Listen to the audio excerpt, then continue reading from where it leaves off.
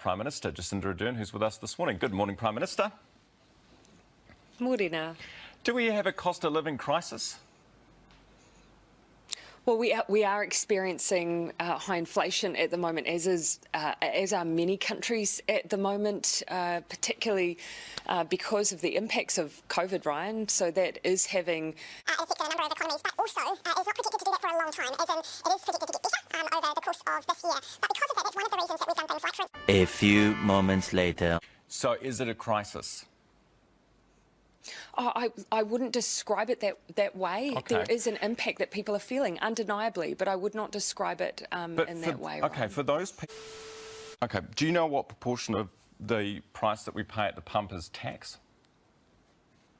I have done in the past. At the current prices, I know it relative to the increase in crude oil. So, it's up over... it's up over well over $100 a barrel now. So the increase that we've seen in the price of crude has outstripped the increases that have been caused by excise. It's about 52%, they reckon. So more than half of what we're putting into our cars. As I've said, though, you look at the increase we've seen at the pump since even last December, it's been significant, and that has not come from the increase in excise. We've said that we're not continuing to increase excise over this term, Ryan. People have seen increases regardless. It has not come from government. It's come from you're still the taking range a cut, of impacts of... That's the problem. You're still taking a cut. What was that? You're still taking a cut of that increase, Prime Minister. But again, Ryan, the increases that people have seen are far outstripped. Even if you were to remove excise increases, people would have seen still that increase at the pump, because it is but not it would be less. Predominantly coming half. from that space. It would be half if you guys... Ryan, firstly, coming back to what excise is used for, it maintains our roads and it builds our transport projects. So 3 days later.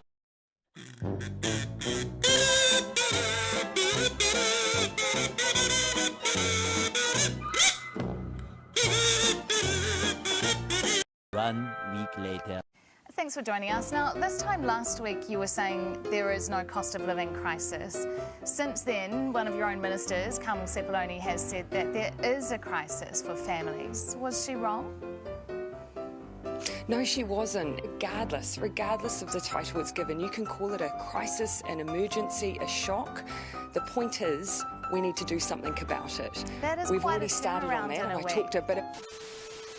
Cabinet has decided today to do what we can to alleviate the increases at the pump by reducing the fuel excise duty by 25 cents a litre and the road user charges by the same amount for a period of 3 months. This means a potential saving of between $11.50 and $17.25 per tank of fuel. Cabinet has made the decision that, in addition, all public transport fares will be half price for the next 3 months.